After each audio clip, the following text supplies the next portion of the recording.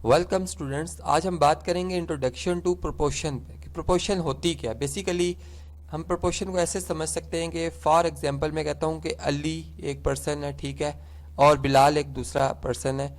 अब इनके दरमियान प्राइस डिस्ट्रीब्यूशन की जो रेशो थी वो कुछ इस तरह से थी कि 5:7 है, ठीक है। यानी इस हिसाब से इनके दरमियान जो प्राइस को डिस्ट्रीब्यूट किया गया। इसी तरह से एक और स्कूल है जहाँ पर एक बच्ची है जी आमना, ठीक है, और सेकंड जो इसमें स्टूडेंट है फॉर एग्जांपल वो है किरण, ठीक है। इनके दरमियान जो प्राइस डिस्ट्रीब्यूट किए गए हैं वो भी इसी रेशियो से किए गए कि 5:7, ठीक है। अब आप देखें कि ये चार इंडिविजुअल मुख्तलिफ बंदों को रिप्रेजेंट कर रहे हैं, नाम मुख्तलिफ हैं लेकिन इनकी रेशियोज बराबर है। तो हम यहाँ पे ये बात कह सकते हैं कि अली और बिलाल की जो रेशियो है, Ali is to Bilal is same, यानी यहाँ पे इक्वल का साइन आएगा as Amna is to Kiran, ठीक है।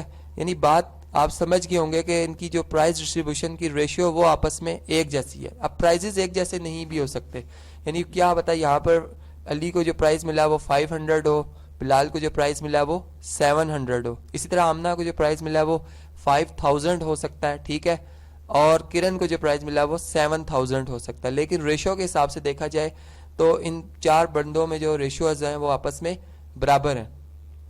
तो यहाँ पर हम इस तरह से सपोज करेंगे कि अगर ए बी सी यानी ए रेशो बी, जैसा अली और बिलाल में हमने रेशो लिया अली इज टू बिलाल, तो इस हम लिखेंगे A is to B is same as Amna is to Kiran यानी सी इज टू डी। तो ये जो अब मैंने आपके सामने एक स्टेटमेंट लिखी है बेसिकली इसको हम कहते हैं कि ये प्रोपोर्शन है, जिसको इन जनरल जो है इन जनरल हम सादे अल्फाज में इस तरह से लिख सकते हैं कि ए रेशो बी, यहाँ पर प्रोपोर्शन का एक सिंबल होता है 4 डॉट्स हम लगा देते हैं इस तरह से, सी रेशियो डी सेम पढ़ा जाएगा, वही मीनिंग्स हैं, ठीक है। और यहाँ पर जो आपके पास ए है ये फर्स्ट टर्म कहलाती है, ठीक है, यहाँ मैं साथ साथ लिख भी देता हूँ ताकि आपको याद रहे। बी जो है वो सेकंड टर्म कहलाती है, सी जो है वो थर्ड टर्म कहलाएगी और डी जो है वो fourth term of the proportion कहलाएगी। अब आपको प्रोपोर्शन में जो टर्म मिसिंग होगी वो आप फाइंड आउट कर सकते हैं।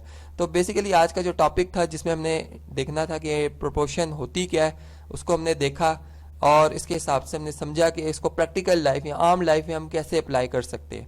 नेक्स्ट टॉपिक में मैं आपको लॉ ऑफ प्रोपोर्शन के बारे में बताऊंगा और कुछ प्रॉपर्टीज होंगी प्रोपोर्शन के हवाले से बात करेंगे उस पर।